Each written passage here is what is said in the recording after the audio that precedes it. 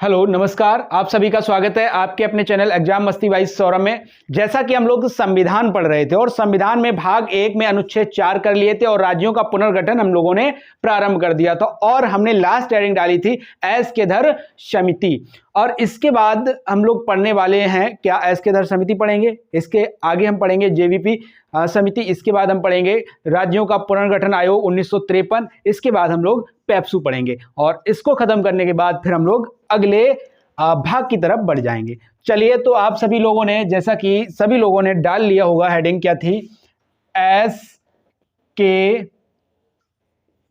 आयोग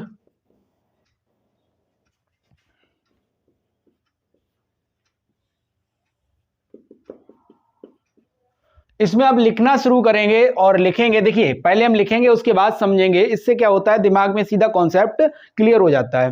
तो इसमें देखिए लिखेंगे, इसमें 4 सदस्य थे।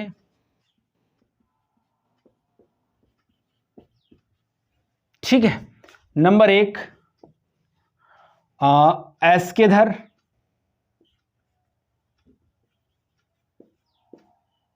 नंबर 2 ये अध्यक्ष थे और दूसरे थे हमारे भगवान दास,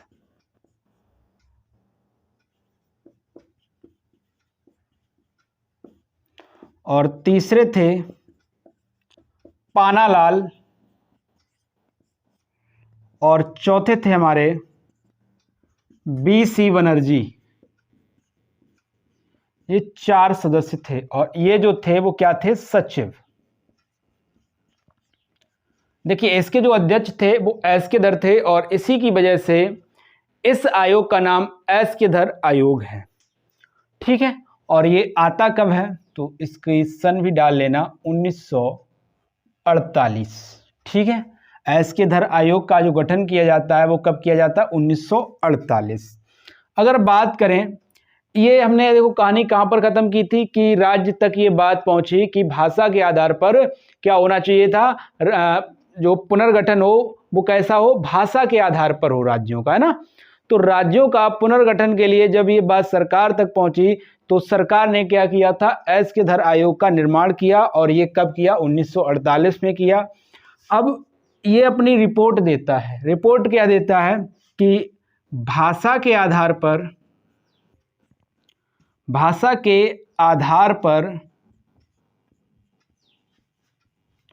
राज्य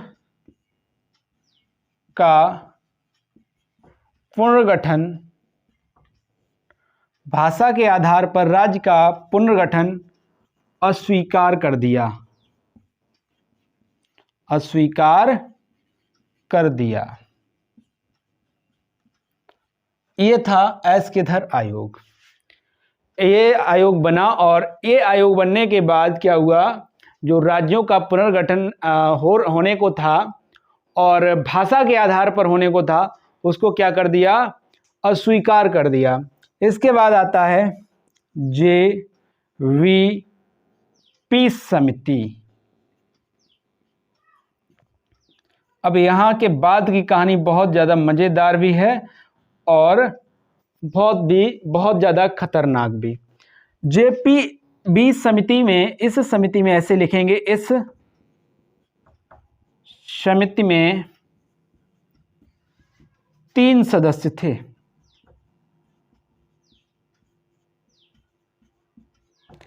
पहले थे जवाहरलाल, जैसे जवाहरलाल नेहरू। दूसरे थे V से वल्लभ भाई पटेल,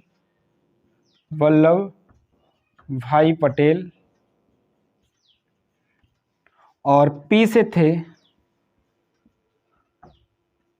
पट्टाभी सीतारमैया।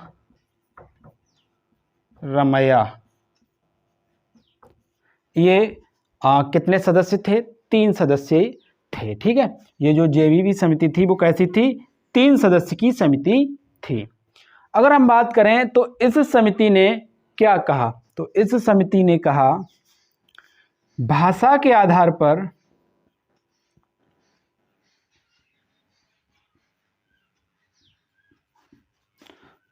राज्यों का, भाषा के आधार पर राज्य का पुनर्गठन अस्वीकार कर दिया।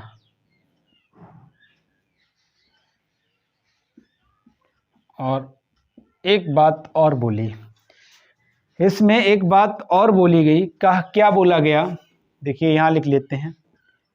प्रशासनिक, आर्थिक, क्या बोला गया याद रखना, ये किसने कहा, जेवीपी समिति ने कहा। प्रशासनिक, आर्थिक, और इस समिति की अगर बात की जाए तो ये भी 1948 में ही आई थी, ठीक है, ये भी 1948 और ये भी आपकी 1948 ही होगी। प्रशासनिक आर्थिक आधार पर राज्य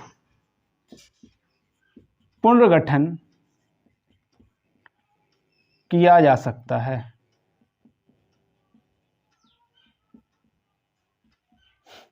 इतना आप नोट करें। इसके बाद की कहानी बहुत ही ज़्यादा खतरनाक है और इसके आगे जब जैसे ही हम बढ़ेंगे आपको मज़ा भी आएगा, पॉलिटी में मज़ा आएगा भाई, पॉलिटी में मज़ा, ठीक है, इतना आप नोट करें। भाई आप लोगों को बताया था पिछले सेशन में कि जो राज्यों का पुनर्गठन है ना, वो भाषा के आधार पर चाहते थे दक्षिण भारत के लोग, ठीक। और जब ये बात दक्षिण भारत के लोगों को पता लगी तो ये लोग भड़क गए। और क्या कहानी होती है समझना जरा। इन दोनों के द्वारा, किन दोनों के द्वारा की बात की जा रही है, एस के धर और दूसरा जेवीपी समिति की। इन दोनों के द्वारा भाषा के आधार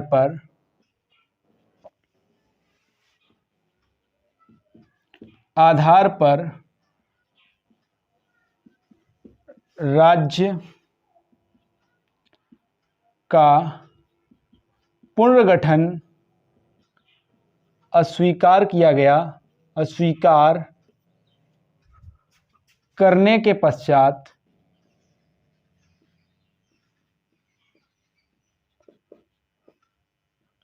क्या होगा आप समझना। आप जब इन दोनों समिति और आयोग ने मिलकर क्या किया, भाषा के आधार पर राज्यों का पुनर्गठन नहीं किया जाएगा, ये बात बोल दी। और इसके बोलने के बाद दक्षिण भारत में बवाल होना शुरू हो गया। ये जब जैसे ये बात बोली उसके पश्चात क्या हुआ, दक्षिण भारत में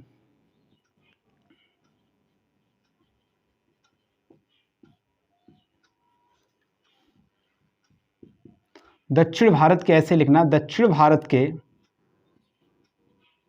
मद्रास राज्य से राज्य पुनर्गठन आंदोलन शुरू हो गया।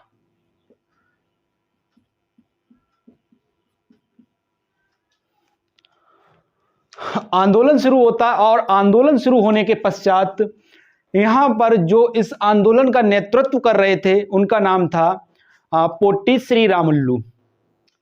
अब ये भाई नेतृत्व करता थे, ये नेतृत्व कर रहे थे। तो अब यहीं पर क्या होता है भाई, ये पोट्टी श्री रामुलु थे, इनका नाम ही एक तो विचित्र है। तो इनको लोगों ने भड़काया या कुछ भी आप समझ सकते हैं, तो इन्होंने भूख हड़ताल कर दी किसी भी प्रकार से ही, लेकिन इन्होंने भूख हड़ताल पर ये बैठ गए। और 56 दिन के बाद भूख हड़ताल की वजह से इनका क्या हुआ, स्वर्गवास हो गया। अब इनके निधन के पश्चात अब ये जो आंदोलन था वो हिंसक हो गया। और जब आंदोलन हिंसक हुआ तो सरकार की मजबूरी हो गई कि भाषा के आधार पर राज्य बनाया जाए। समय आता है 1 अक्टूबर 1953 का, और उस दिन 1 अक्टूबर 1953 को पहली बार भारत में ऐसा हुआ कि भाषा के आधार पर क्या हुआ, आंध्र प्रदेश का पुनर्गठन हो गया।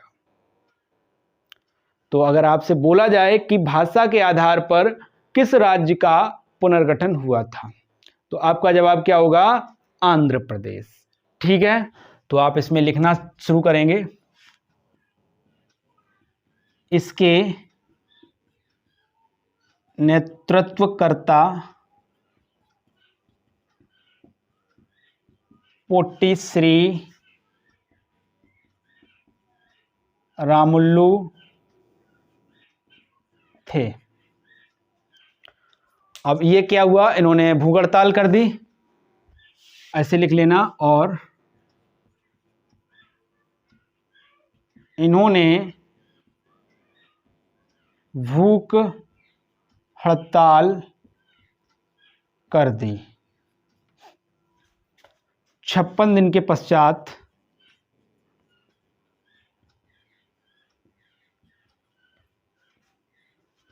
इनकी मृत्यु हो गई। अब आंदोलन क्या होता है, हिंसक रूप ले लेता है।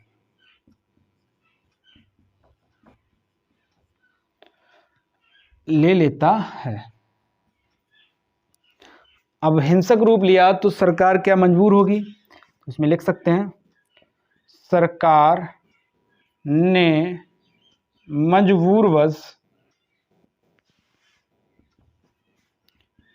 1 अक्टूबर 1953 को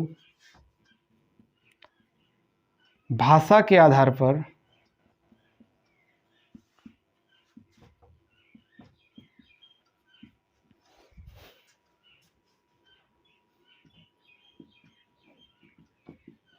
आंध्र प्रदेश का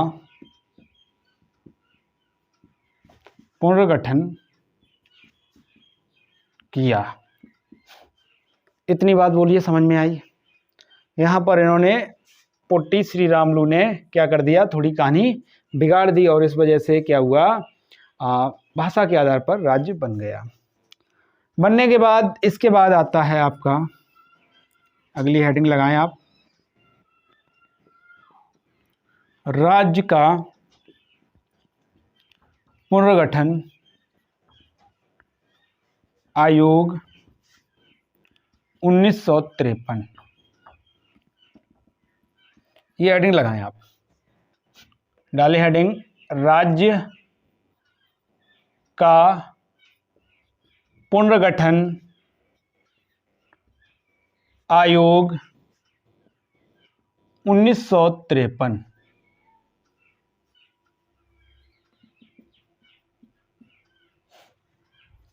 अब आपने जब ये हेडिंग डाल ली है तो यहीं पर आप कहानी लिखना शुरू कर दें। इस आयोग में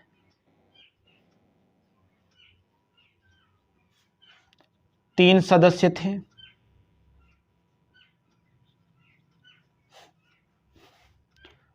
नंबर 1 फजल अली,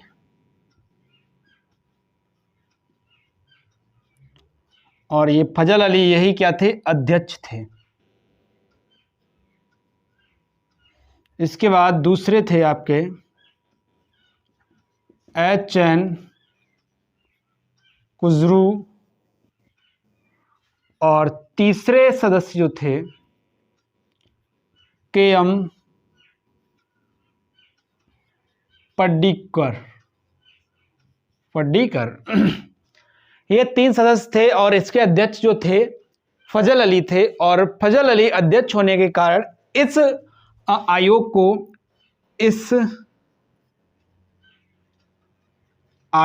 को फजल अली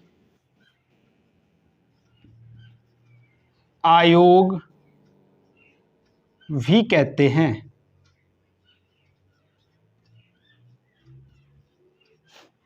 अब याद रखेंगे जब ये फजल अली आयोग आता है तो इसकी सिफारिशें क्या रहीं? सिफारिशें आप लिखना शुरू करें। क्या क्या सिफारिशें दी? जैसे ही ये आयोग आता है और ये आयोग आने के बाद इसने सिफारिशें क्या दी? नंबर 1, भाषा के आधार पर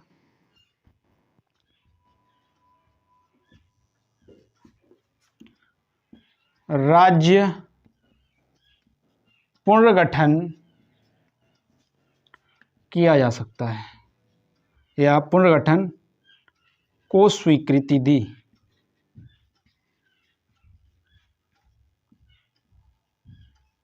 स्वीकृति दी।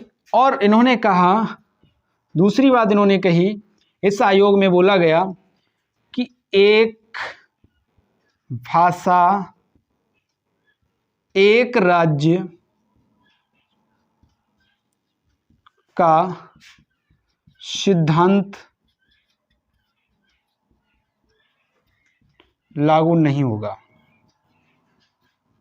मतलब ये कहा कि यहाँ पर अगर किसी भी राज्य को बनाते हैं, हाँ राज्य के आधार पर आप राज्य का गठन कर सकते हैं, लेकिन एक भाषा के आधार पर आप किसी एक राज्य का गठन नहीं कर सकते हैं। और क्या कहा? तीसरा पॉइंट, त्रिभाषा के आधार पर राज्य का गठन किया जाएगा। राज्य का पुनर्गठन किया जाएगा। ठीक है। और वो भाषा क्या थी? हिंदी, इंग्लिश, ये अनिवार्य थी। मतलब ये दोनों भाषाएं अनिवार्य थी। और इसके बाद जिस भाषा की मांग हो, जिस भाषा की मांग हो, बोलो 3 भाषाएं हो गई, हिंदी, अंग्रेजी, और जिस भाषा की मांग की जा रही हो, जिस भाषा के आधार पर राज्य बनाने की मांग की जा रही हो, उस भाषा को यहाँ पर मान्यता दी जाएगी। तो इतनी बात आपको समझ में आई? इतना नोट कर लिया आपने? इतनी बात समझ में आ गई हो तो फिर हम लोग आगे बढ़े। जब ये इसने अपनी सिफारिशें दी और जब इसकी सिफारिशें दी गई तो इसने कहा कि 14 राज्य और 3 केंद्र शासित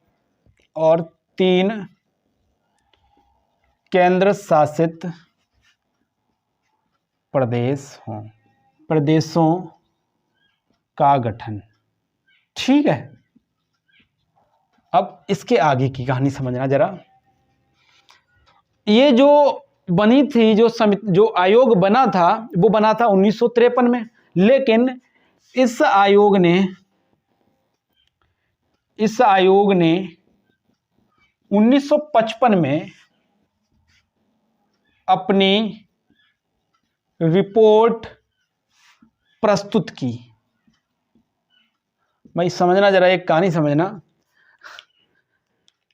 1953, 54, 55, मतलब लगभग 2 साल मान लो। ठीक है, 2 साल आप मान सकते हैं। 2 साल में 4 बातें इन्होंने क्लियर कर पाई। समझना जरा, समझने वाली बात है। और इस आयोग ने 1955 में अपनी रिपोर्ट प्रस्तुत की और 1956 में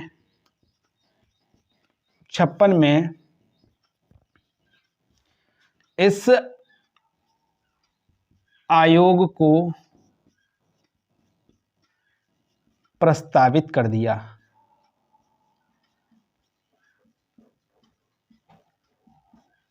गया।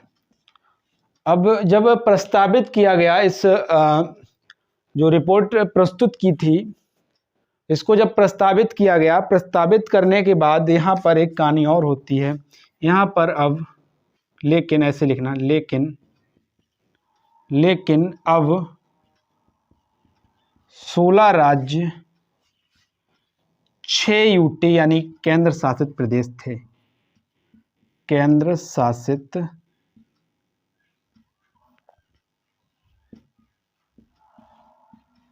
प्रदेश बन गई।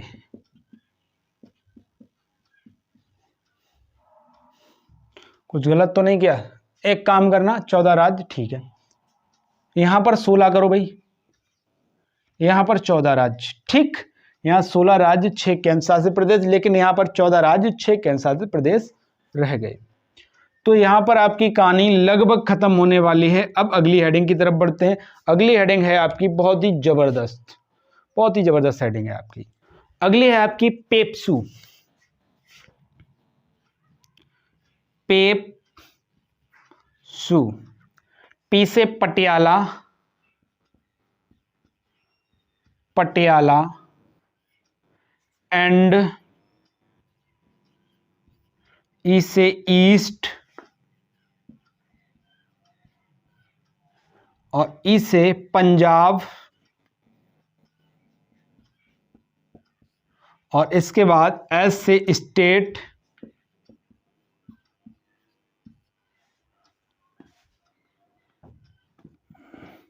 और यू से आपका हो जाएगा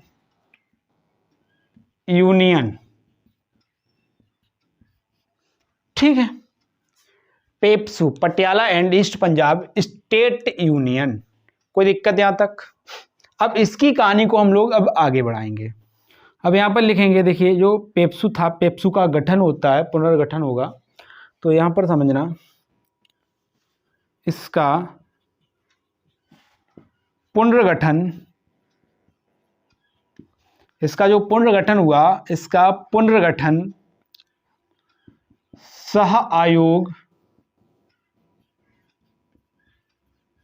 की सिफारिश पर हुआ।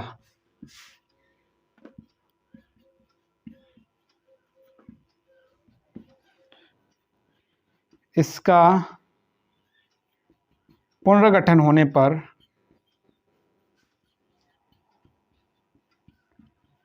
4 राज्यों में विभाजित हो गया।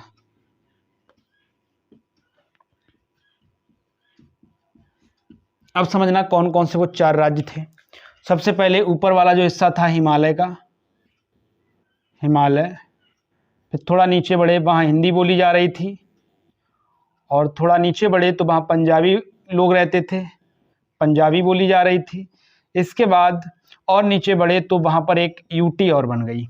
तो हिमालय से हिमाचल प्रदेश, हिमाचल प्रदेश, हिंदी हरियाणा वाले लोग बोलते हैं, हरियाणा बना, पंजाबी पंजाब और यूटी चंडीगढ़।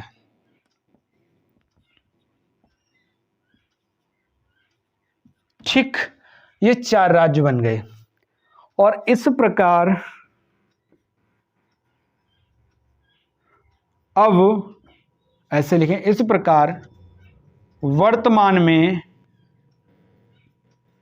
28 राज्य और 8 केंद्र शासित प्रदेश हैं।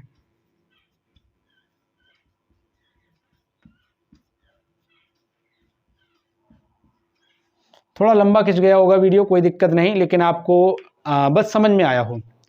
और अगर आज आप लोगों को समझ में आ गया तो समझ लेना आज का जो भाग था और उसके संबंध में जो भी चीज़ें थी आप लोगों ने कवर कर ली हैं। तो आज आपको आज का सेशन कैसा लगा कमेंट में ज़रूर बताएं। मिलेंगे अगले सेशन में, तब तक के लिए नमस्कार, जय हिंद।